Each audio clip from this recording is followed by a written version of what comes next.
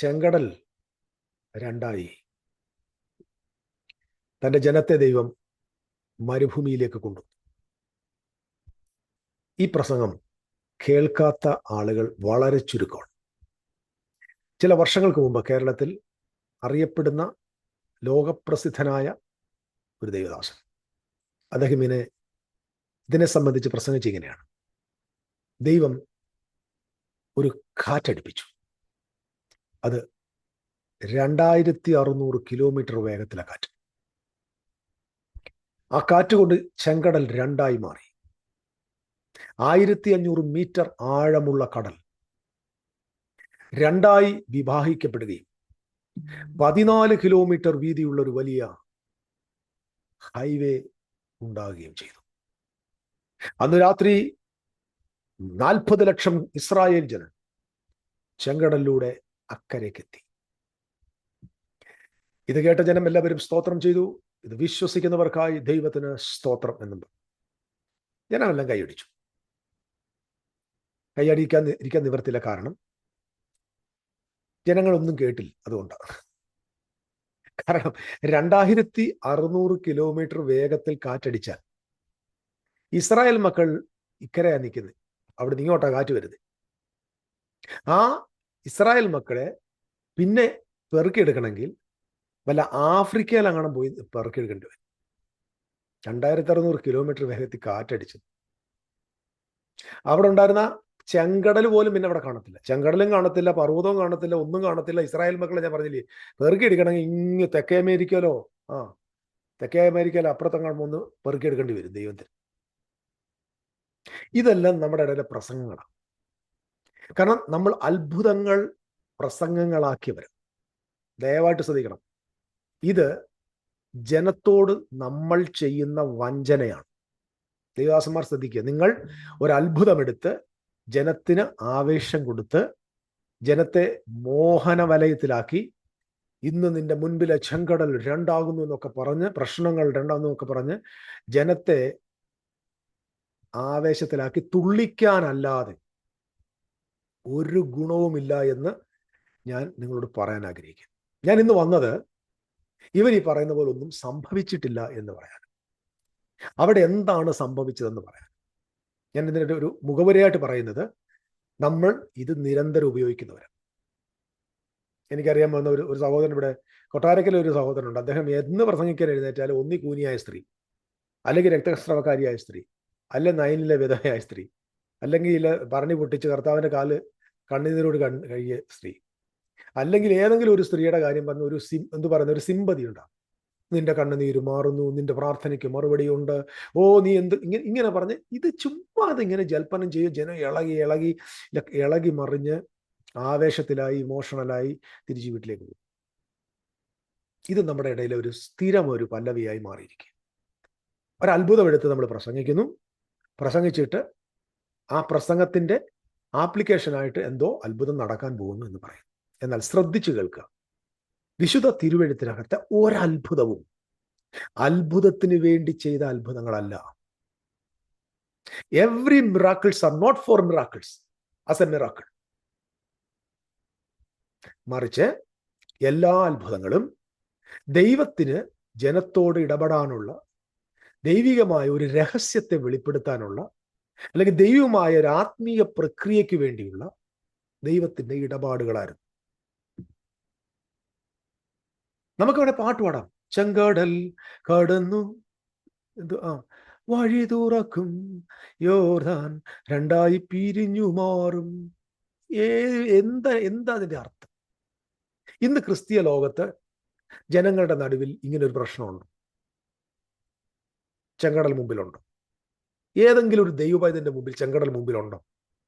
ഏതെങ്കിലും ഒരു ദൈവ പൈതൽ മരണ യോർദാന്റെ മുമ്പിലുണ്ടോ?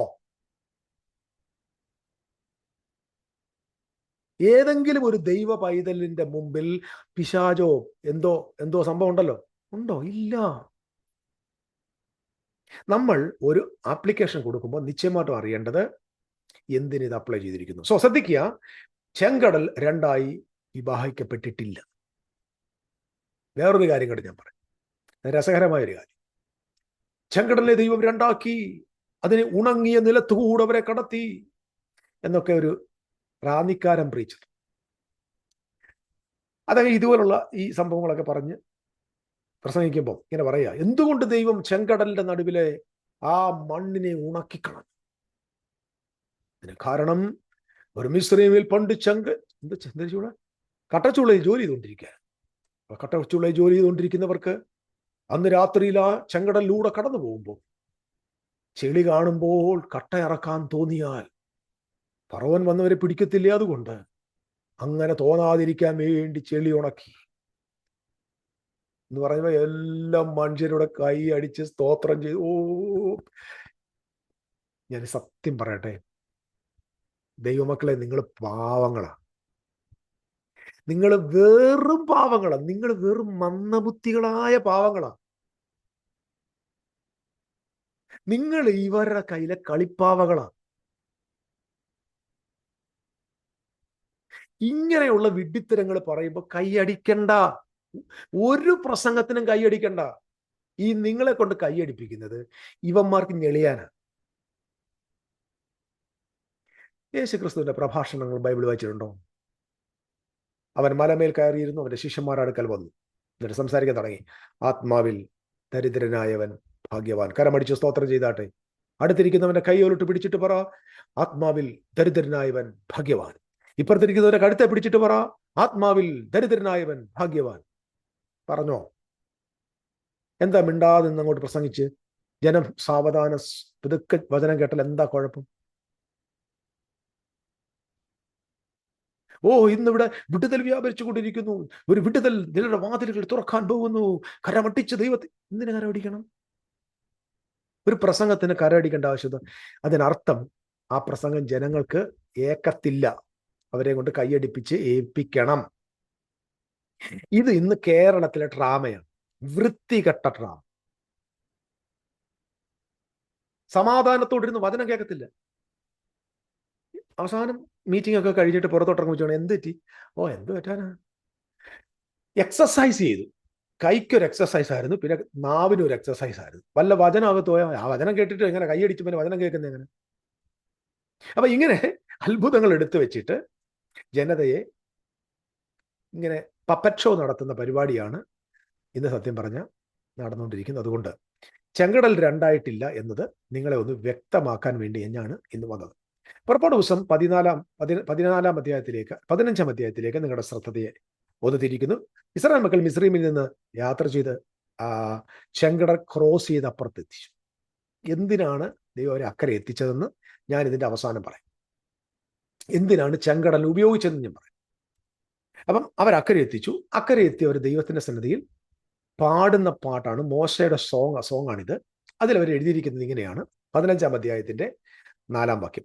ഫറവോന്റെ രഥങ്ങളെയും സൈന്യത്തെയും അവൻ കടലിൽ തള്ളിയിട്ടു, അവന്റെ രതിപ്രഭവന്മാർ ചെങ്കടലിൽ മുങ്ങിപ്പോയി, തള്ളിയിട്ടു. അപ്പൊ ഇക്കരെ നിൽക്കുന്ന ജനത കാണുന്ന കാഴ്ച, പ്രഭാതയാമത്തിൽ കാണുന്ന കാഴ്ച, അവരെ ദൈവം എന്ത് ചെയ്തു? കടലിൽ തള്ളിയിട്ടു, കടലിലോട്ട് തള്ളിയിട്ടു. എന്നിട്ട് അടുത്ത വാക്ക് പറയുന്നു, അവന്റെ രതിപ്രവരന്മാർ ചെങ്കടലിൽ മുങ്ങിപ്പോയി. അടുത്തത്, ആഴി അവരെ മൂടി, അവർ കല്ലുപോലെ ആഴത്തിൽ താണു, കല്ലുപോലെ ആഴത്തിൽ താണു. അപ്പം യഥാർത്ഥത്തിൽ സംഭവിച്ചത്, അവർ ഉണങ്ങിയ നിലത്തൂടി ഇങ്ങനെ നടന്നപ്പോൾ വെള്ളം അവരുടെ മീതെ വന്നു എന്നല്ല, മറിച്ച് അവരെ കല്ലുപോലെ വെള്ളത്തിനകത്തോട്ട് താന്നുപോയി. മേളിന്ന് താഴോട്ട് പോയെന്ന, അല്ലാതെ താഴെ നിന്ന് മേളോട്ട് പൊങ്ങി വന്നെന്നല്ല. അപ്പൊ ഇതിനകത്ത് സംഭവം എന്താണെന്ന് ചോദിച്ചാൽ, ചെങ്കടലിന് എന്താണ് സംഭവിച്ചത്? ഇത് മനസ്സിലാക്കാൻ എബ്രായ ലേഖനം 11 അധ്യായത്തിലേക്ക് പോകണം. അവിടെ ഒരു വാക്യം പൗലോസ് അപ്പോസ്തലൻ എഴുതിയിട്ടുണ്ട്. എഴുതിയിരിക്കുന്നത് ഇങ്ങനെയാണ്, 29. വിശ്വാസത്താൽ അവർ കരയിൽ എന്ന പോലെ ചെങ്കടലിൽ കൂടി കടന്നു, കരയിൽ എന്ന പോലെ ചെങ്കടലിൽ കൂടെ കടന്നു, അത് മിസ്രയീമ്യർ ചെയ്യുവാൻ നോക്കിയിട്ട് മുങ്ങിപ്പോയി. വിശ്വാസത്താൽ അവർ കരയിൽ എന്ന പോലെ ചെങ്കടലിൽ കൂടി കടന്നു. What is the meaning of the verse? വിശ്വാസത്താൽ കടലിൽ എന്ന പോലെ. ചെങ്കടലിലൂടെ കടന്നുപോയി. കരയിലെന്ന പോലെ വിശ്വാസത്താൽ. 14 കിലോമീറ്റർ വീതിയിലാണ് റോഡെങ്കിൽ പിന്നെ എന്തിനാ ചേട്ടാ വിശ്വാസത്തിന്റെ ആവശ്യം? ചുമ്മാ അങ്ങ് നടന്നു പോയാൽ പോരെ, ഇത് ഉണങ്ങിക്കിടക്കുമല്ലേ. കടലാന്ന് ആര് പറഞ്ഞു? പിന്നെ അവിടെ ഫെയ്ത്തിന്റെ ആവശ്യമില്ല. അവിടെ ഫെയ്ത്തിന് ആവശ്യം വന്നത് അവർ അക്ഷരാർത്ഥത്തിൽ കടലിന്റെ മീതെ നടന്നു പോയതുകൊണ്ടാണ്. നോക്കിയേ, കടലിൽ എന്ന പോലെ ചെങ്കടലിൽ കൂടി കടന്നു. അത് മിസ്രീമർ ചെയ്യുവാൻ നോക്കിയിട്ട്. ഏത് മിസ്രീമർ ചെയ്യാൻ നോക്കി? ഇസ്രായേൽ ചെയ്തത്. അപ്പൊ ഇസ്രായേൽ ചെയ്ത എന്തെങ്കിലും വലിയ അത്ഭുതം? ഈ ഉണങ്ങി കിടക്കുന്ന നിലത്തുകൂടെ, ഉണങ്ങിക്കിടക്കുന്ന നിലത്തുകൂടെ നടന്നു പോകുന്നത് വലിയ അത്ഭുതമാണ്? അല്ല. അതുപോലെ മിസ്രീമർ ചെയ്യാൻ നോക്കിയിട്ടെന്ന് പറയുമ്പോൾ മിസ്രീമർ ഇതുവരെ നടന്നിട്ടില്ലേ? മിസ്രീമർ ആദ്യമായിട്ടാണോ ഉണങ്ങിയ നിലത്തൂടെ നടക്കുന്നത്? ഇവിടെ കോപ്പി അടിക്കാൻ എന്തിരിക്കുന്നു? ഒന്നുമില്ല. അപ്പോൾ എന്തോ ഒരു സംഭവം അവിടെ നടന്നിട്ടുണ്ട്. അതായത് മിസ്രീമർ വിശ്വാസത്തോടെ അവർക്ക് പോകാൻ പറ്റി. അവരെ അനുകരിക്കാൻ, അല്ലെങ്കിൽ അവരെ പിന്തുടർന്ന് അവരെ അനുകരിക്കാൻ ആര് ശ്രമിച്ചു? മിസ്രീമർ ശ്രമിച്ചു. പക്ഷെ അവർക്കത് പറ്റിയില്ല. ഞാൻ എഴുതിയേക്കുന്നത് അത് മിസ്രീമർ ചെയ്യുവാൻ നോക്കിയിട്ട് മുങ്ങിപ്പോയി. മുങ്ങിപ്പോകുക എന്ന് പറഞ്ഞാൽ എങ്ങനെ? അവർ മിസ്രീമർ ചെയ്യുവാൻ നോക്കിയിട്ട് അവരുടെ മണ്ടയിൽ വെള്ളം വേണമെന്നാണ് എഴുതിയേക്കുന്നത്? അല്ലല്ലോ, അവർ താന്നുപോയെന്നല്ലേ എഴുതിയേക്കുന്നത്. പുറപ്പാട് പുസ്തകത്തിൽ നമ്മൾ അങ്ങനെ തന്നെയാണ് വായിക്കുന്നത്. നോക്കിക്കേ, ഇവിടെ എന്താ സംഭവിച്ചതെന്ന് നോക്കിയേ. എന്തായിരിക്കും സംഭവിച്ചത്? ഞാൻ ഒരുപാട് ദൈർഘ്യത്തിൽ ഇത് കൊണ്ടുപോകുന്നില്ല, വളരെ സിമ്പിളായിട്ട് പറയും. ഈ വാക്യം നിങ്ങൾ വായിച്ചു നോക്കിയാൽ മതി. അതായത് ഫറവോന്റെ രഥങ്ങളെ സൈന്യത്തെ കടലിൽ തള്ളിയിട്ടു, അവന്റെ രഥപൂർവ്വമായ വെള്ളത്തിൽ മുങ്ങിപ്പോയി, റാഴി മൂടി, കല്ലുപോലെ താണുപോയി. അടുത്ത 7-ാമത്തെ വാക്യത്തിൽ പറയുന്നു, 8-ാം വാക്യത്തിൽ, നിന്റെ മൂക്കിലെ ശ്വാസത്താൽ വെള്ളം കുന്നിച്ചുകൂടി. നിന്റെ മൂക്കിലെ ശ്വാസത്താൽ വെള്ളം കുന്നിച്ചുകൂടി, പ്രവാഹങ്ങൾ ചിറ പോലെ നിന്നു. പ്രവാഹങ്ങൾ എന്ന് പറഞ്ഞാൽ വാട്ടേഴ്സ്. ചിറ പോലെ നിന്നു. ആഴങ്ങൾ കടലിനുള്ളിൽ ഉറച്ചുപോയി. ആഴങ്ങൾ കടലിൽ ഉറച്ചു. ഇതാണ് സംഭവിച്ചത്. ദൈവത്തിന്റെ മൂക്കിലെ ശ്വാസത്താൽ വെള്ളം എന്ത് ചെയ്തു? കുന്നിച്ചു കൂടി. വെള്ളം കുന്നിച്ചു കൂടി. കുന്നിച്ചു കൂടുക എന്ന് പറഞ്ഞാൽ എന്താ? പൈലിംഗ് അപ്പ് എന്ന് പറയും. നമ്മൾ ഈ വയലിലൊക്കെ ചെല്ലുമ്പോൾ നെല്ലിങ്ങനെ കൂന കൂട്ടിയിടത്തില്ലേ? ഇതുപോലെ വെള്ളം കൂന കൂടിയെന്ന്. വെള്ളം ഇങ്ങനെ കൂന കൂട്ടി, പ്രവാഹങ്ങൾ, അതായത് വെള്ളമുണ്ട്, വെള്ളത്തിന്റെ പ്രവാഹങ്ങൾ ചിറ പോലെ നിന്നു. ഈ ചിറ പോലെ നിൽക്കുക എന്ന് പറഞ്ഞാൽ വാൾ എന്ന ഇംഗ്ലീഷ് നമുക്ക് വായിക്കുന്ന വാൾ, ഇങ്ങനെ വലിയ വാള് പോലെ. നമ്മൾ അങ്ങനെയാ ഈ ഹോളിവുഡിൽ കാണുന്നത്. നമ്മൾ ഈ ഹോളിവുഡുകാരാ തെറ്റിച്ചത്. മോസസ് എന്ന് പറഞ്ഞ ഫിലിമിനകത്ത് ഞാനും കണ്ടിട്ടുണ്ട്. ഇങ്ങനെ കൈയോട്ട് പോകുമ്പോൾ നമ്മൾക്കത് കാണുമ്പോൾ കുഞ്ഞായിരിക്കും ഭയങ്കര എന്ന് പറഞ്ഞ് യോ എന്നൊക്കെ പറയും. പക്ഷെ ഇത് കാര്യങ്ങൾ മനസ്സിലാക്കിയപ്പോഴാ ദൈവമേ ഇതിങ്ങനെ അല്ലല്ലോ എന്ന് മനസ്സിലായത്. കൈ അങ്ങോട്ട് നീട്ടുന്നു, ഉടനെ ഇങ്ങനെ വെള്ളം ഇങ്ങനെ കിടക്കിടോന്ന് മാറി വരുന്നു. ഇതൊക്കെ കാണുമ്പോൾ സത്യം പറഞ്ഞാൽ അന്നൊക്കെ കൈയടിച്ച് അറിയാതെ കണ്ണൊക്കെ നിറച്ചിട്ടുണ്ട്. ദൈവത്തിന് സ്തോത്രമാണ്. പക്ഷെ ഇവിടെ യഥാർത്ഥത്തിൽ സംഭവിച്ച അങ്ങനല്ല. ദൈവം മൂക്കിലെ ശ്വാസത്താൽ എന്ത് ചെയ്തിരിക്കുന്നു? കുന്നിച്ചു കൂട്ടി വെള്ളത്തെ. പ്രവാഹങ്ങൾ, ഏത് പ്രവാഹങ്ങൾ? കുന്നിച്ചു കൂട്ടിയില്ലേ? കൂട്ടിയിട്ട് എല്ലാം കൂടെ കൂട്ടിയില്ല. കൂട്ടാത്ത പ്രവാഹങ്ങൾ ചിറ പോലെ നിന്നു. രണ്ട് സൈഡിലും ചിറ പോലെ നിൽക്കുന്ന ഓളായിട്ട് നിന്നു. ആഴങ്ങൾ കടലിന്റെ ഉള്ളിൽ ഉറച്ചുപോയി എന്ന് പറഞ്ഞാൽ കൺജീൽഡ് എന്ന് പറയും. അല്ലെങ്കിൽ നിങ്ങളുടെ കൊച്ചുങ്ങളോട് പോയി ചോദിച്ചാൽ മക്കളെ ഇത് ഈ ഉറച്ചുപോയി എന്ന് പറഞ്ഞാൽ കൺജീൽഡ് എന്ന് പറഞ്ഞാൽ വാക്കിന്റെ അർത്ഥം എന്ന് ചോദിച്ചാൽ അവർ പറയും ഈസ് ഫ്രോസൺ എന്ന് പറയും. Frozen, ആഴിയിൽ frozen. സിമ്പിളി ഞാൻ പറയാം. ദൈവം തമ്പുരാൻ എന്ത് ചെയ്യുന്നറിയോ? ഞാൻ 14-ാം അധ്യായത്തിൽ നോക്കി. 14-ാം അധ്യായത്തിലേക്ക് തിരിച്ചു വന്നേ, നമുക്ക് ബാക്കിലോട്ട് പോവാം. അന്ന് മോശ കൈ നീട്ടി, 21-ാം വാക്യം, യഹോവ അന്ന് രാത്രി മുഴുവനും മഹാശക്തിയുള്ള ഒരു കിഴക്കൻ കാറ്റ് കൊണ്ട് കടലിനെ പിൻവാങ്ങിച്ചു, ഉണങ്ങിയ നിലമാക്കി. ഈ ഉണങ്ങിയ നിലം എന്നൊക്കെ വാക്യം നിങ്ങൾ ഒറിജിനൽ ഹീബ്രു ബൈബിൾ അല്ലെങ്കിൽ KJV നോക്കിയാൽ തന്നെ ഈ ഡ്രൈ ഗ്രൗണ്ട് എന്ന് എഴുതിയിരിക്കുന്നു. ആ ഗ്രൗണ്ട് എന്നുള്ളത് ഇറ്റാലിക്കാണ്. ഡ്രൈ ലാൻഡ് എന്ന് എഴുതിയിട്ടുണ്ട്. അതല്ല ഇറ്റാലിക്ക. ലാൻഡ് എന്നൊരു പദം അവിടെ ഇല്ല. മറിച്ച് ട്രൈ എന്ന് എഴുതിയിട്ടുള്ളൂ. ഉണങ്ങിയതിലൂടെ കടത്തി വിട്ടത്. വേണമെങ്കിൽ ഇങ്ങനെ ഈ നിലം അങ്ങ് മാറ്റിയിട്ട് എങ്ങനെ വായിക്കാം? ഇസ്രായേൽ മക്കൾ കടലിന്റെ നടുവിൽ ഉണങ്ങിയതിലൂടെ കടന്നുപോയി. അപ്പം കടലിന്റെ നടുവ് എന്തായി മാറി? ഉണങ്ങിപ്പോയെന്ന്. കടലിനെ രണ്ടാക്കിയിട്ട് നിലത്തെ ഉണക്കിയെന്നല്ല എഴുതിയേക്കുന്നത്. മലയാളത്തിൽ എഴുതി വെച്ചേക്കുന്നതിന്റെ പരിഭാഷയിൽ വന്ന തെറ്റ്, KJV വന്നൊരു മിസ്റ്റേക്ക്. ഉണങ്ങിയ നിലമെന്ന് ബൈബിളിന്റെ ഒറിജിനൽ ഭാഷയിൽ, എബ്രായ ഭാഷയിൽ ഇല്ല. നിലമെന്നില്ല. അവരുടെ ഇടത്തും വലത്തും വെള്ളം മതിലായി നിന്നു. ഇത് വായിക്കുമ്പോൾ നോർമലി വരുന്ന ചിത്രം എന്ന് പറയാം, രണ്ടായി ഇങ്ങനെ വെള്ളം ഇങ്ങനെ മതിൽ പോലെ നിൽക്കുന്നു. അതാണ്ട ഇപ്പൊ ഞാൻ നിങ്ങൾ എൻ്റെ ചിത്രത്തിന്റെ പുറകിൽ കാണുന്ന അതുപോലെ ഇങ്ങനെ ചെറിയ നിൽക്കുന്നു, നടുക്കൂടെ ആളുകൾ ഇങ്ങനെ കടന്നു പോകും. നിങ്ങൾ ശ്രദ്ധിച്ചിട്ടുണ്ടോ? ഇത് ഈ മതിലായി നിൽക്കുക എന്ന് പറഞ്ഞാൽ എന്തായിരിക്കും അർത്ഥമാക്കുന്നത്? What is the meaning? മതിലായി നിൽക്കുക എന്ന് പറയുമ്പോൾ ഉടനെ നമ്മൾ ചിന്തിക്കുന്ന പോലെ എന്തുവാ? വാൾ, വാട്ടർ വാൾ, അങ്ങനെയാണ്, ഐസ് വാൾ. അപ്പം നമ്മൾ പഠിച്ചു വെച്ചിരിക്കുന്നത് ഈ ഇങ്ങനെ രണ്ട് സൈഡിലും ചിറ പോലെ നിന്നിട്ട് ഈ സൈഡിലെ വാളിലെ വാളായി നിന്നിരുന്ന വെള്ളം എന്തായി? ഐസായിട്ട് മാറി നടുക്കൂടെ ഉണങ്ങിയ നിലത്ത് പോയി. ഇങ്ങനെയാണ് നമ്മൾ പഠിച്ചു വെച്ചിരിക്കുന്നത്. എന്നാൽ ഉണങ്ങിയ നിലമെന്ന് ബൈബിളിൽ ഇല്ല. ഉണങ്ങിയതെന്നേ ഉള്ളൂ. Try, you try. ഓക്കെ. അപ്പൊ ഇവിടെ വോൾ എന്നതുകൊണ്ട് എന്താണ് അർത്ഥമാക്കുന്നത്? അതായത് 14-ാം അധ്യായത്തിൽ 22-ാമത്തെ വാക്യത്തിൽ പറഞ്ഞ് ഇടത്തും വലത്തും വെള്ളം മതിലായി നിന്നു. അതിന്റെ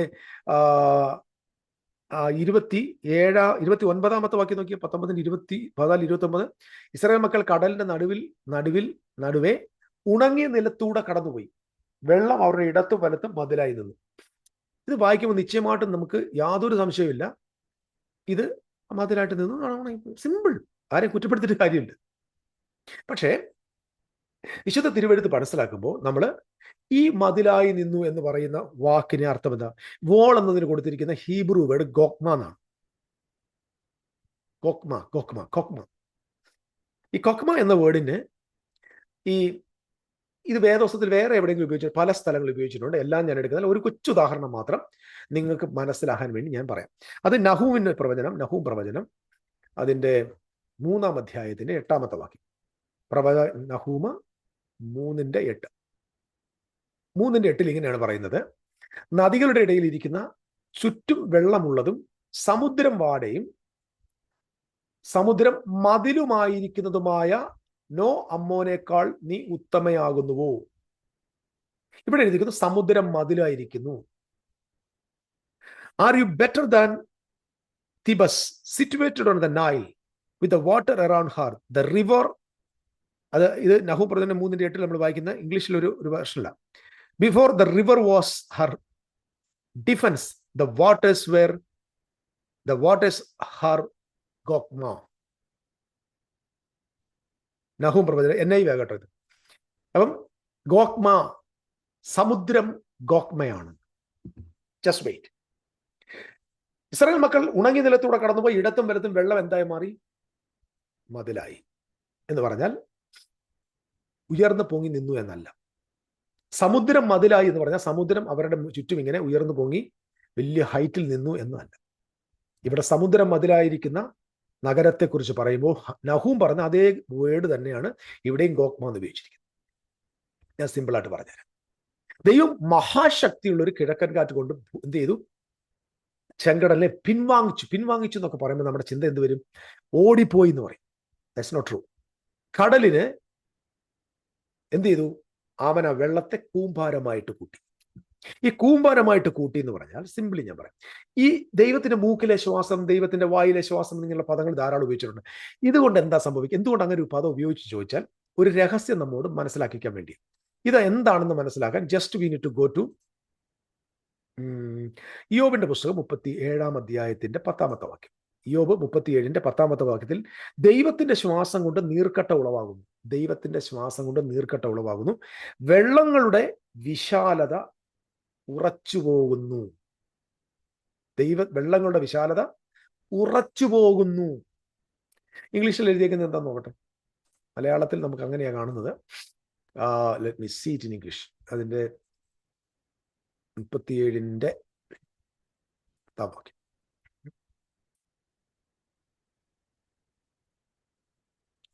ഹോപ്പ് യു ഗോട്ട് ഇറ്റ്. നിങ്ങൾ ശ്രദ്ധിച്ച് കേൾക്കുക. ഇവിടെ പറഞ്ഞിരിക്കുന്നത് എങ്ങനെയാണ്? By the breath of God frost is given. നീർക്കട്ട ഉളവാകുന്നു. And the birth of the waters is straightened. ഉറച്ചു പോകുന്നു. നീർക്കട്ട ഉളവാകുന്നു ശ്വാസത്താൽ. അപ്പൊ പുറപ്പാട് പുസ്തകത്തിൽ എന്താ കാണുന്നത്? ദൈവം തന്റെ ശ്വാസത്താൽ, പുറപ്പാട് പുസ്തകം 15-ാം അധ്യായത്തിലേക്ക് വരുമ്പോ, okay, very good Lord Jesus, നിന്റെ മൂക്കിലെ ശ്വാസത്താൽ വെള്ളം കുന്നിച്ചു കൂട്ടി. ദാറ്റ് മീൻസ് യോബിന്റെ പുസ്തകം 37:10 പറഞ്ഞിരിക്കുന്നു, മൂക്കിലെ ശ്വാസത്താൽ നീർക്കട്ട ഉണ്ടാകുന്നു. ഇവിടെ പറഞ്ഞു ആ മൂക്കിലെ ശ്വാസത്താൽ വെള്ളത്തെ കൂട്ടി. ശ്രദ്ധിക്കൂ, ബൈബിളിലൂടെ മനസ്സിലാക്കൂ. ഞാൻ ഒത്തിരി നിങ്ങൾക്ക് കൺഫ്യൂഷൻ വരുത്താതെ പറയാം, സിമ്പിളായിട്ട് പറയാം. അന്ന് രാത്രി ദൈവം കാറ്റടിപ്പിച്ചു, വെള്ളങ്ങളെ ഒരുമിപ്പിച്ചു കൂട്ടി. ദാറ്റ് മീൻസ് ഹീപ്പ് ചെയ്തു. ഒരു ഐസ് ബ്രിഡ്ജ് ഇതിന്റെ മുകളിൽ ദൈവം ഉണ്ടാക്കി. എന്നിട്ട് ആ ഐസ് ബ്രിഡ്ജിന്റെ ആഴത്തെ ഉറപ്പിച്ചു, കഞ്ചിയിൽ ഫ്രോസൺ ആക്കി, സ്ട്രോങ് ആക്കി മാറ്റി. ഇരുവശങ്ങളിൽ പ്രവാഹങ്ങൾ ചിറ പോലെ നിന്നു എന്ന് പറഞ്ഞാൽ, ഞാൻ നേരത്തെ പറഞ്ഞ അഹൂമിയിൽ പറഞ്ഞ പോലെ സമുദ്രം മതിലായി നിന്നെന്ന് പറഞ്ഞാൽ, ഇപ്പുറത്തും വെള്ളം അപ്പുറത്തും വെള്ളം, നടുവിൽ ഒരു ഉണങ്ങിയ നിലം. അല്ലെങ്കിൽ ഉണങ്ങിയതെന്ന് പറഞ്ഞാൽ നമുക്കറിയാലോ, നിങ്ങൾ ഇപ്പൊ ഞാന് വെള്ളം ഇങ്ങനെ ഫ്രീസായി അതിന്റെ പുറത്ത് മനുഷ്യൻ നടക്കുന്നു എന്നൊക്കെ പറഞ്ഞാൽ അത്ഭുതമേ ഇല്ല. എന്നെ കേട്ടോണ്ടിരിക്കുന്ന ആരെങ്കിലുമൊക്കെ വിദേശത്തൊക്കെ ഉള്ളവർക്കെന്നറിയാം. അങ്ങനെയുള്ളവരൊന്ന് കമന്റ് വന്നിട്ടാണ് കേട്ടോ. എന്തൊക്കെയാണ് വണ്ടി പോകാൻ പറ്റും, കാർ ഓടിച്ചുകൊണ്ട് പോകുന്ന, ട്രക്ക് ഓടിച്ചുകൊണ്ട് പോകുന്നുണ്ട്. വലിയ വലിയ വലിയ തടാകത്തിന് മുകളിൽ കൂടെ ട്രക്ക് ഓടിച്ചു, അത് ഫ്രോസൺ ആയി കിടക്കുന്നു. ഓക്കെ, അപ്പം ആ നിലയിൽ ഇന്നുണ്ട്.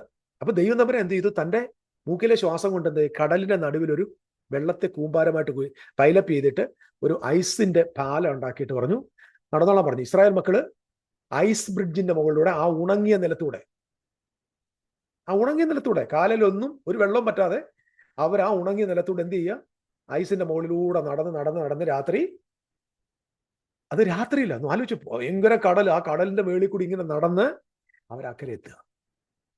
വിശ്വാസത്താൽ അവരക്കരെ എത്തി. അത് മിസ്രീമർ കണ്ടിട്ട് ചെയ്യുവാൻ നോക്കി. എന്നിട്ട് വചനം പറയുന്നു, അവർ വെള്ളത്തിൽ താന്നുപോയി. എന്താണ് സംഭവിച്ചതെന്ന് അറിയണമെങ്കിൽ നമ്മൾ 14-ാമത്തെ അധ്യായം, പുറപ്പാട് ദിവസം 14 ഒന്ന് തിരിച്ചു വരണം. അവിടെ സംഭവിച്ചിങ്ങനെയുള്ളൂ. ഇസ്രായേൽ രാത്രി അക്കരെ കടന്നു. മിസ്രീമിർ ഉണങ്ങി, അതായത് ഇസ്രായേൽ മക്കൾ കടലിന്റെ നടുവിൽ ഉണങ്ങിയ നിലത്തൂടെ കടന്നുപോയി. അവരുടെ ഇടത്തും വലത്തും വെള്ളം മതിലായി നിന്നു. ഞാൻ പറഞ്ഞ മനസ്സിലായ, മതിലായി എന്ന് പറഞ്ഞാൽ അപ്പുറത്തും ഇപ്പുറത്തും വെള്ളം മതിലായി നിന്നു. മിസ്രീമിർ പിന്തുടർന്നു. ഫറവോന്റെ കുതിരയും രഥങ്ങളെയും കുതിരപ്പടയും എല്ലാം അവരുടെ പിന്നാലെ കടലിന്റെ നടുവിലേക്ക് ചെന്നു. അപ്പൊ മിസ്രീമിർ ഇവരുടെ പുറകെ ഇതുപോലെ വന്നു, കടലിൽ കൂടെ തന്നെ. അവർ വിചാരിച്ചു അങ്ങോട്ടങ്ങ് പോയേക്കാമെന്ന് വിചാരിച്ചു. നടുവിലെത്തിക്കഴിഞ്ഞപ്പോ വേദപുസ്തകം ഇങ്ങനെ പറയുന്നു, അവരുടെ പ്രഭാതയാമത്തിൽ യഹോവ അഗ്നിമേഘ സ്തംഭത്തിൽ നിന്ന് മിസ്രീം സൈന്യത്തെ നോക്കി. അഗ്നിമേഘ സ്തംഭത്തിൽ നിന്ന് നോക്കി എന്ന് പറയുമ്പോൾ അഗ്നിയിൽ നോക്കി, അഗ്നിയിലൂടെ നോക്കുക. മിസ്രീമിയ സൈന്യത്തെ താറുമാറാക്കി എന്ന് പറഞ്ഞാൽ എന്താ? അടുത്ത വാക്യം, അവരുടെ രഥചക്രങ്ങളെ തെറ്റിച്ച് ഓട്ടം പ്രയാസാക്കി. സിംപിളി പറഞ്ഞാൽ ഐസിന്റെ മുകളിൽ കൂടെ നടന്നു. പ്രഭാതമായപ്പോ തമ്പുരാൻ പറഞ്ഞു, ഇനി ഓടണ്ട. അവരുടെ രഥചക്രങ്ങൾക്ക് താളം തെറ്റി. എന്നിട്ട് എന്ത് ചെയ്തു? പ്രയാസമാക്കി. അതുകൊണ്ട് മിസ്രീമർ, നാം ഇസ്രായേലിനെ വിട്ട് ഓടിപ്പോക, യഹോവ അവർക്ക് വേണ്ടി മിസ്രീമരോട് യുദ്ധം ചെയ്യുന്നു എന്ന് പറഞ്ഞു. അപ്പോൾ യഹോവ മോശയോട് പറഞ്ഞു, വടി വീണ്ടും നീ നീട്ടുക. വെള്ളം മിസ്രീമരുടെ മേലും അവരുടെ രഥങ്ങളുടെ മേലും കുതിരപ്പട മേലും മടങ്ങി വരേണ്ടതിന് കടലിന്മേൽ നീട്ടുക എന്ന് കൽപ്പിച്ചു. കടലിന്മേൽ നീട്ടി. പുലർച്ചയ്ക്ക് കടൽ അതിന്റെ സ്ഥിതിയിലേക്ക് മടങ്ങി. എന്ന് പറഞ്ഞാൽ ഇപ്പോൾ ഇവിടെ ബ്രിഡ്ജ് ഒന്നുമില്ല, പ്രവാഹം ഇരുഭാഗത്തും ഉണ്ടായിരുന്നു. ഇത് ഉടഞ്ഞ, അല്ലെങ്കിൽ ഈ ഐസ് ബ്രിഡ്ജിൽ നിന്ന് ഇവര് എന്ത് ചെയ്തു? ഇവരുടെ രഥങ്ങൾ താറുമാറാക്കി. ഇവര് താഴേക്ക് വീണ് നമ്മുടെ മോശയുടെ പാട്ടിൽ പറയുന്ന പോലെ കല്ലുപോലെ ആഴത്തിലേക്ക് താന്നുപോയി. ഈയം പോലെ താന്നുപോയി. അതെ, ഇങ്ങനെ വായിക്കുന്നു, മോശ കൈനീട്ടി, പുലർച്ചയ്ക്ക് കടൽ അതിന്റെ സ്ഥിതിയിലേക്ക് പറഞ്ഞു. മിസ്രീമർ അതിന് എതിരായി ഓടി. അതായത് എതിരായി ഓടി എന്ന് പറഞ്ഞാൽ അവര് തിരിച്ചോടി. യഹോവ മിസ്രീമരെ കടലിന്റെ നടുവിൽ തള്ളിയിട്ടു. That means the bridge is broken. നദി അല്ലെങ്കിൽ സമുദ്രം അതിന്റെ പഴയ സ്ഥിതിയിലേക്ക് തിരിച്ചു വന്നു. Already done. വെള്ളം മടങ്ങുമെന്ന് പറഞ്ഞ പിന്നാലെ കടലിലേക്ക് ചെന്നിരുന്ന രഥങ്ങളെയും കുതിരപ്പടകളെയും ഫറവോന്റെ സൈന്യത്തെയും എല്ലാം മുക്കിക്കളഞ്ഞു. അവൻ ഒരുത്തൻ പോലും ശേഷിച്ചില്ല. ഇസ്രായേൽ മക്കൾ കടലിന്റെ നടുവെ ഉണങ്ങി നിലത്തൂടെ കടന്നുപോയി. വെള്ളം അവരുടെ ഇടത്തും വലത്തും മതിലായി നിന്നു. That's happened. ചോദ്യം, എന്തേ ഉണങ്ങിയ നിലത്തൂടെ കടത്തിവിടാൻ പറ്റില്ലേ? പറ്റും. പക്ഷെ ദൈവം ഇവരെ കടത്തിവിടുക എന്നതായിരുന്നാൽ അത് മാത്രമായിരുന്നില്ല ലക്ഷ്യം. ഇവരെ കടത്തുക അല്ലെങ്കിൽ ഇവർക്ക് മുമ്പോട്ട് പോകാനുള്ള വഴി ഒരുക്കുക എന്നതായിരുന്നില്ല ലക്ഷ്യം. ഇത് വളരെ ശ്രദ്ധയോടെ കേൾക്കണം. മുൻപോട്ട് പോകാൻ, കനാനിലേക്ക് പോകാനുള്ള വഴിയായിരുന്നു പ്രശ്നമെങ്കിൽ ദൈവത്തിന് ഇവരെ കടലിന്റെ കരയിലേക്ക് കൊണ്ടുവരേണ്ട ആവശ്യമില്ലായിരുന്നു. കാരണം മേഘസ്തംഭവും അഗ്നിസ്തംഭവും ഇവരെ നടത്തി കടലിൻ കരയിൽ കൊണ്ടുവന്നത് വഴി ഒരുക്കാനല്ല. ദയവായിട്ട് ശ്രദ്ധിക്കണം. ഇനി മുതൽ വഴി ഒരുക്കാനല്ല, അത്ഭുതം കാണിക്കാനല്ല. ഇത് ദൈവത്തിന്റെ ഉടമ്പടിയുടെ ജനത്തോടുള്ള ബന്ധത്തിൽ ദൈവത്തിന് ഇടപെടാനുള്ള ഒരു പ്രധാനപ്പെട്ട ഒരു ആത്മീക അനുഭവത്തിന് വേണ്ടിയാണ്. ഇസ്രായേൽ മക്കൾ മിസ്രൈമിലായിരുന്നപ്പോ ഫറവോന്റെ അടുക്കൽ ദൈവം മോസസിനെ അയച്ചു. മോസസിലൂടെ ദൈവം അത്ഭുതങ്ങൾ ചെയ്തു. അവർ ഫറവോന്റെ കയ്യിൽ നിന്ന് അവരെ വിടുവിച്ച് 3 ദിവസത്തെ വഴിയിൽ 3-ാമത്തെ ദിവസം കടൽക്കരയിലെത്തി. ദൈവം അവരെ എത്തിച്ചു. എന്തേ കടലില്ലാത്ത ക്രോസിംഗിൽ? നിശ്ചയമായിട്ടും ഉണ്ട്. ഈജിപ്തിൽ നിന്ന് കടൽ കടക്കാതെ പോകാനുള്ള വഴികളുണ്ട്. ദൈവം പറഞ്ഞു, നോ, നിങ്ങൾ ആ വഴി പോയേ പറ്റൂ. അതെന്താ? അത്ഭുതം കാണാനാണോ? അല്ല. ദൈവം ഭയങ്കര അത്ഭുതമാണെന്ന് കാണിക്കാനോ? അല്ല. ദയവായി തെറ്റിദ്ധരിക്കരുത്. ചെങ്കടലിനെ ദൈവം ഉറപ്പിച്ച്, ആഴിയെ ഉറപ്പിച്ച്, നീർക്കട്ടയുണ്ടാക്കി അതിന്റെ മുകളിലൂടെ ജനത്തെ നടത്തുന്നതിന്റെ purpose is A spiritual purpose. സംഭവം എന്താണ് പർപ്പസ് എന്ന് മനസ്സിലാക്കണമെങ്കിൽ പുതുനിയമത്തിന്റെ താളുകളിലേക്ക് വരണം. പുതിയ നിയമത്തിന്റെ താളിൽ 1 കൊരിന്ത്യ ലേഖനത്തിൽ പൗലോസ് അപ്പോസ്തലൻ 10-ാം അധ്യായത്തിൽ ഇങ്ങനെ പറയുന്നു: സഹോദരന്മാരെ, നമ്മുടെ പിതാക്കന്മാരെല്ലാവരും മേഘത്തിന് കീഴായിരുന്നു. എല്ലാവരും സമുദ്രത്തൂടെ കടന്നു. എല്ലാവരും മേഘത്തിലും സമുദ്രത്തിലും സ്നാനമേറ്റു. മോശയോട് ചേർന്നു. എല്ലാവരും ഒരേ ആത്മീയാഹാരം തിന്നു. ഒരേ ആത്മീക പാനീയം കുടിച്ചു. അവരെ അനുഗമിച്ച ആത്മീക പാറയിൽ നിന്നല്ലോ അവർ കുടിച്ചത്. ആ പാറ ക്രിസ്തുവായിരുന്നു. ചെങ്കടൽ പിളർന്നു വഴിതാരും യോർദാൻ രണ്ടായി പിരിഞ്ഞു മാറും. ചുമ്മാ ജനത്തിന് പാട്ട് പാടിക്കുകയല്ല ലക്ഷ്യം. എന്നു രാത്രി നിങ്ങളുടെ മുമ്പിലുള്ള വാതിലുകൾ തുറന്നു വരികയാണ്. അടഞ്ഞ വാതിലുകൾ തുറന്നു വരികയാണ്. മുൻപിൽ നിൽക്കുന്ന അലയടിക്കുന്ന ചെങ്കടൽ ഇപ്പോൾ മാറുക. ഇങ്ങനെ പറഞ്ഞ് ജനത്തെ ആവേശം കൊള്ളിക്കാനല്ല മിസ്റ്റർ എഴുതിയിരിക്കുന്നത്. ശ്രദ്ധിക്കൂ നിങ്ങൾ. ഇനിയെങ്കിലും നിങ്ങൾ ഇത് പ്രസംഗിക്കുമ്പോൾ നിങ്ങൾക്ക് നാണം ഉണ്ടാകാൻ വേണ്ടി ഞാനിത് പറയുന്നു. എന്തിനാണ് ദൈവം തമ്പുരാൻ അവരെ അതിലൂടെ കടത്തിവിട്ടത്? വഴി തുറക്കാനല്ലെന്നേ,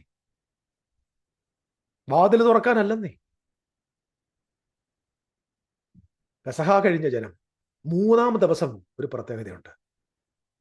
3-ാം ദിവസം, പെസഹ ശേഷം 3-ാം ദിവസം ഉയർത്തെഴുന്നേൽപ്പിന്റെ ദിവസമാണ്.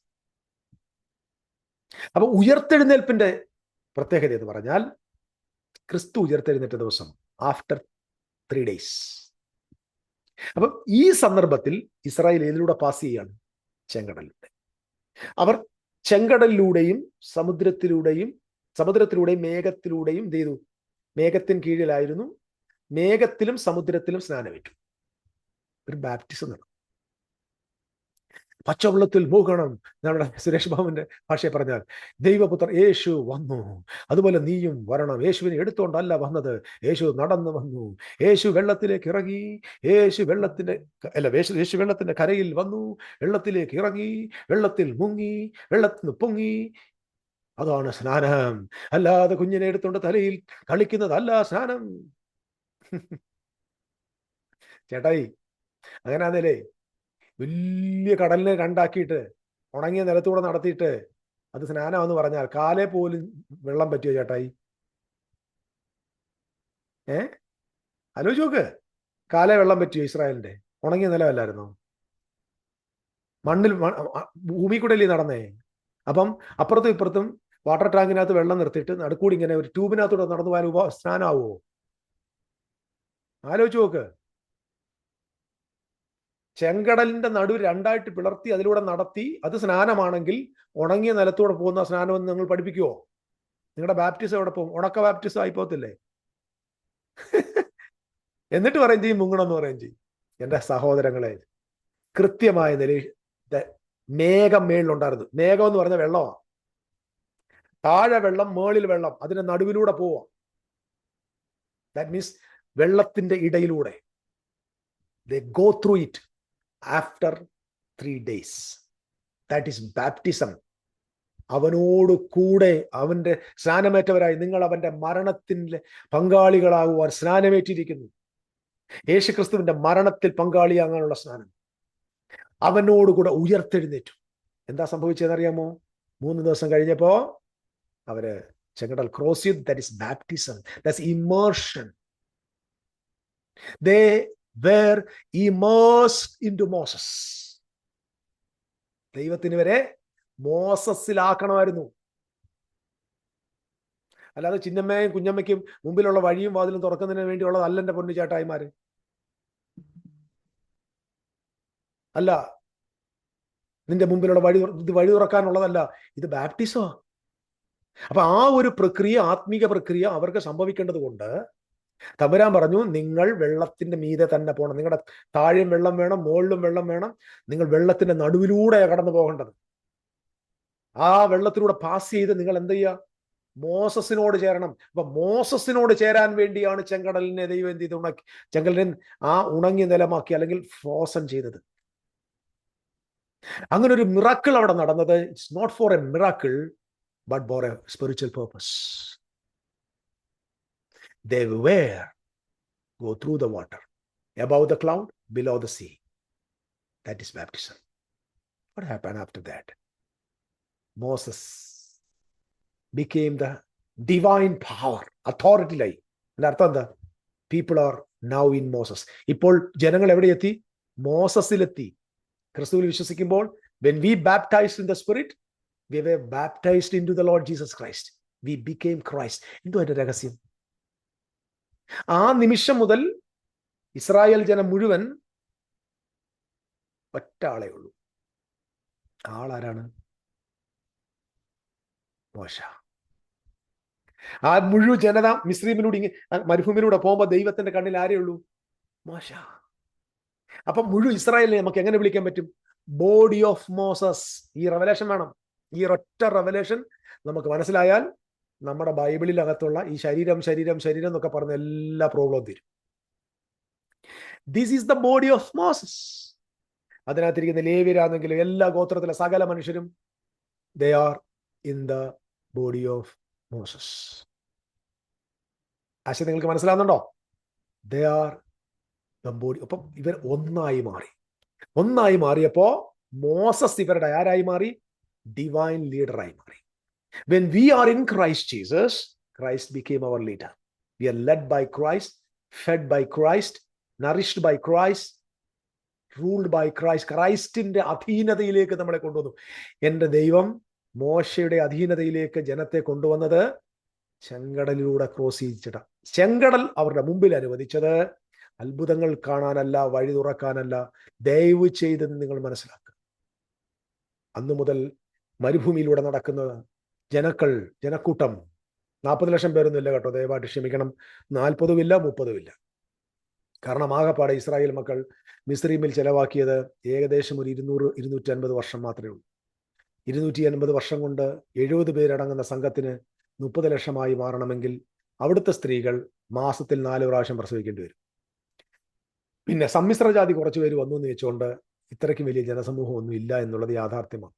മാത്രമല്ല 7 ജാതികൾ തിങ്ങിപ്പാർക്കുന്ന കനാൻ ദേശത്തേക്ക് അവരെ കൊണ്ടുവരുമ്പോൾ ദൈവം അവരോട് പറയുന്നുണ്ട്, കനാനിലുള്ള ആ ജാതികളെക്കാൾ നിങ്ങൾ എണ്ണത്തിൽ ചുരുക്കമെന്ന് എഴുതിയേക്ക്.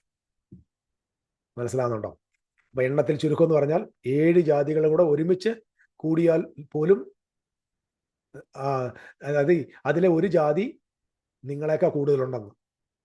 അപ്പം നിങ്ങളൊക്കെ 7 മടങ്ങ് അവിടെ ഉണ്ടെങ്കിൽ ഇസ്രായേൽ നാട്ടിൽ ഏകദേശം 30 ലക്ഷം ഗുണം 3 21 2 കോടി 1 ലക്ഷത്തിലധികം ജനം അധികം അവിടെ ഉണ്ടെന്ന് അതിന്റെ അർത്ഥം. അങ്ങനൊന്നും ഇല്ല. ഞാൻ ഇതൊക്കെ പറഞ്ഞു വരുന്നത് ശ്രദ്ധിക്കാം. അപ്പം ഈ ഒരു ജനത, ഒരു group of people, I believe that is below 1 lakh, 1 ലക്ഷത്തിൽ താഴെ ജനമേ ഉള്ളൂ. ആ ജനത ഇങ്ങനെ മുമ്പോട്ട് പോകുന്നു. അത് തന്നെ ഉണ്ടോന്ന് എനിക്കറിയത്തില്ല. അത് തന്നെ ടു മച്ച്. കാരണം അവര് ഒരു ബോഡിയായിട്ട് പോകുന്നു. ആ ജനതയെ മോശ നയിക്കുന്നു. എന്തുകൊണ്ട് മോശയ്ക്ക് അവരെ നയിക്കാൻ പറ്റി?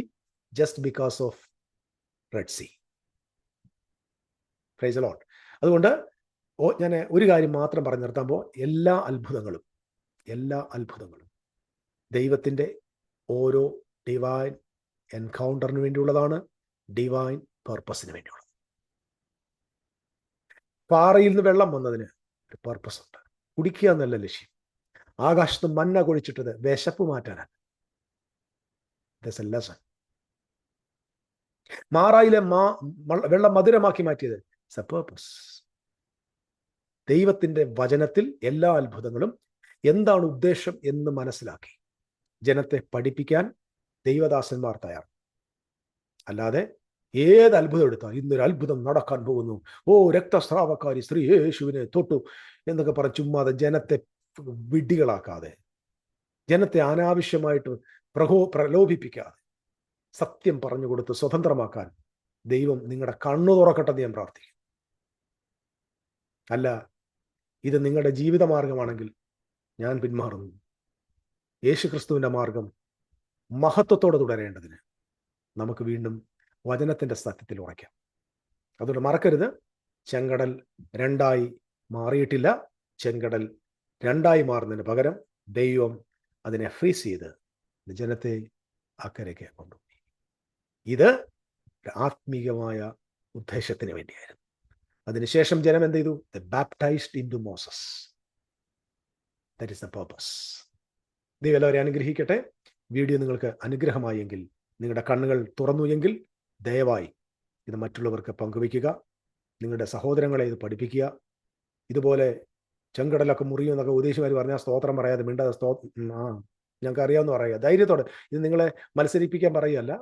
ഇനിയെങ്കിലും പോഷ്കുകൾക്ക് സ്തോത്രം പറയാതിരിക്കുക. ഒരു ചെങ്കടലും മാറാൻ പോകുന്നില്ല, ഒരു യോർദാനും മാറാൻ പോകുന്നില്ല. നിന്റെ വിഷയത്തിന് ഒരു മറുപടിയും ചിലപ്പോൾ വന്നെന്നിരിക്കും. That doesn't matter. നിന്റെ ദൈവം നിന്റെ കൂടെ ഉണ്ടെന്നുള്ള ബോധത്തിൽ ജീവിക്കുക. ചിലപ്പോൾ രോഗം മാറുന്നില്ല, ചിലപ്പോൾ കടം മാറുന്നില്ലായിരിക്കാം. ദൈവം പുത്രനായിശു. ഒരു കാര്യം കൂടെ ഞാൻ പറയാൻ പോകും. ജീസസ് ക്രൈസ്റ്റ് ഒരിക്കലും നിനക്ക് പൂർണ്ണ സൗഖ്യം തരാമെന്നോ, നിനക്ക് രോഗമില്ലാത്ത അവസ്ഥ തരാമെന്നോ, നിനക്ക് സമ്പത്ത് തരാമെന്നോ, നിനക്ക് ഭൂമിയിലെ ഇഷ്ടംപോലെ സമൃദ്ധി തരാമെന്ന് യേശു പറഞ്ഞിട്ടില്ല. ഇത് മുഴുവൻ പറഞ്ഞേക്കുന്നത് യേശുവിന്റെ പേരിൽ നിൽക്കുന്ന ആളുകളാണ്. അതുകൊണ്ട് പ്രാർത്ഥിച്ചിട്ട് വിടുതൽ ലഭിക്കാത്തവരും, രോഗശാന്തി പ്രാപിക്കാൻ കഴിയാത്തവരും, വലിയ വീടും സമ്പാദ്യം ഉണ്ടാകാൻ കഴിയാത്തവരും ഒക്കെ ശ്രദ്ധിച്ചു കേൾക്കുക. നിങ്ങൾ ഭാവി ആയതുകൊണ്ടല്ല, നിങ്ങൾക്ക് വിശ്വാസം ഇല്ലാത്തതുകൊണ്ടൊന്നുമല്ല. മിശിയാമ്പരൻ അത് പറഞ്ഞിട്ടില്ല. പിന്നെ ആർക്കൊക്കെ മിടുക്കുണ്ടോ അവരെല്ലാം നേടുന്നുണ്ട്. ഈ ലോകത്ത് ആരെങ്കിലും സമ്പന്നരായി ജീവിക്കുന്നെങ്കിൽ അത് യേശു മുഖാന്തരമല്ല, അത് അധ്വാനിച്ചത് കൊണ്ടും വിദ്യാഭ്യാസം പ്രാപിച്ചതുകൊണ്ടും ബിസിനസ് ചെയ്തുകൊണ്ടൊക്കെ. സാമ്പത്തികമായ ഒരു കാര്യത്തിലും യേശു ക്രിസ്തു യാതൊരു കാര്യവും നമുക്ക് പ്രോമിസ് ചെയ്തിട്ടില്ല. യേശു ഒറ്റ കാര്യം പറഞ്ഞിട്ടുള്ളൂ, മുമ്പ് അവന്റെ രാജ്യവും നീതി അന്വേഷിപ്പിൻ, അതോടുകൂടെ എന്ത് തിന്നും, എന്ത് കുടിക്കും, എന്തുടുക്കും എന്നതിന് വിചാരപ്പെടേണ്ട, അത് കർത്താവ് തന്നോളും, അത് നിനക്ക് തരും. ബാക്കി അധികമായി വരുന്നതെല്ലാം ദ്രവ്യാഗ്രഹമാണ്. അതുകൊണ്ട് അത്ഭുതങ്ങളെടുത്ത് ജനങ്ങളുടെ ഭൗതിക കാര്യത്തെ തൂണ്ടിവിട്ട് അവരെ അനാവശ്യമായിട്ട് മോഹിപ്പിച്ച് പാവങ്ങളെ കബളിപ്പിക്കരുത്. സാധുക്കളാണ്, ഒന്നും അറിയാത്തവരാ. നിങ്ങളുടെ പള്ളി വന്നുപോയെന്നൊരൊറ്റ കുറ്റേ ഉള്ളൂ. കഴിഞ്ഞ ദിവസം എന്നെ ഒരാൾ വിളിച്ചിട്ട് പറഞ്ഞു, ഞങ്ങൾ ആ പള്ളി പോയതിന്റെ ഒരൊറ്റ കുറ്റേ ഉള്ളൂ പാസ്റ്റർ എന്നാണ്. ഒത്തിരി പേര് ഞരങ്ങുന്നുണ്ട്. ദൈവാസമ ശ്രദ്ധിച്ചോണം. ഒരുപാട് പേര് ഞരങ്ങുന്നുണ്ട്. നിങ്ങളെ നിങ്ങൾ ശപിക്കുമെന്നോ, നരകത്തിൽ പോകുന്നോ, ദൈവം ശിക്ഷിക്കുമെന്നൊക്കെ പേടിച്ചാൽ പാവങ്ങൾ ഇരിക്കുന്നേ. ഒരു ദിവസം അവരെഴുന്നേറ്റ് വരും. ദയവ് ചെയ്ത് ജനങ്ങളെ കള്ളം പഠിപ്പിക്കരുത്, ജനത്തെ മോഹിപ്പിക്കരുത്. വചനം കൊണ്ട് മോട്ടിവേറ്റ് ചെയ്യും. ദൈവത്തിന്റെ വചനത്തിന്റെ സത്യം പറഞ്ഞ് മോട്ടിവേറ്റ് ചെയ്യും. സത്യം സ്വതന്ത്രമാക്കട്ടെ, സഭകൾ ശുദ്ധീകരിക്കപ്പെടട്ടെ. ദൈവം നിങ്ങളെ അനുഗ്രഹിക്കട്ടെ. വാക്കുകൾക്ക് ഞാൻ വിരാമമിടുന്നു. നമ്മുടെ എളിയ ശുശ്രൂഷയെ നിങ്ങൾ പ്രാർത്ഥനയിൽ സപ്പോർട്ട് ചെയ്യുക. മറ്റു നിലയിൽ നിങ്ങൾക്ക് ഏത് നിലയിൽ വേണമെങ്കിലും നമുക്ക് ഈ ശുശ്രൂഷയ്ക്ക് പങ്കാളികളായി നിൽക്കാം. ഇത് മറ്റുള്ളവർക്ക് പകർന്നു കൊടുത്ത് ഈ ശുശ്രൂഷയെ മറ്റുള്ളവർക്ക് മുമ്പിൽ എത്തിക്കാം. എല്ലാ ഇതിന്റെ പങ്കാളിയായി മാറുവാൻ ഞാൻ നിങ്ങൾ ക്ഷണിക്കുന്നു. കർത്താവ് അവരെ അനുഗ്രഹിക്കട്ടെ. അടുത്ത വീഡിയോയിൽ നമുക്ക് കാണാം. God bless you. Thank you.